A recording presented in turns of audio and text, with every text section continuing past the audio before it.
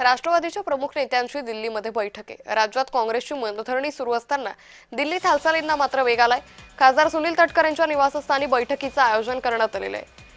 तर राष्ट्रवादीच्या प्रमुख नेत्यांची दिल्लीमध्ये बैठक सुरू असल्याची माहिती सध्या समोर येते। या संदर्भात अधिक माहिती घेऊयात आमचे प्रतिनिधी महेंद्र जोईल यांच्याकडून। महेंद्र, राष्ट्रवादीच्या प्रमुख नेत्यांची दिल्लीत बैठक आहे, काय अधिक अपडेट?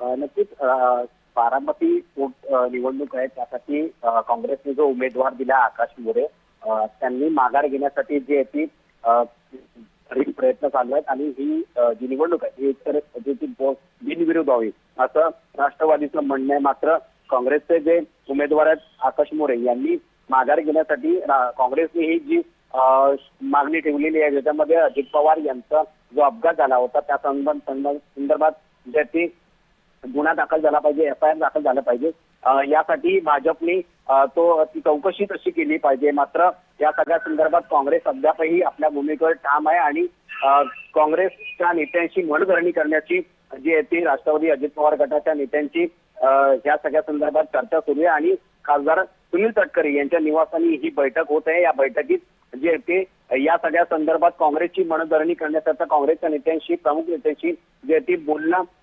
करण्याबाबत ही जी बैठक आहे ती बैठक चालू आहे। निश्चित। धन्यवाद महेंद्र, आपण दिलेल्या सविस्तर माहितीसाठी।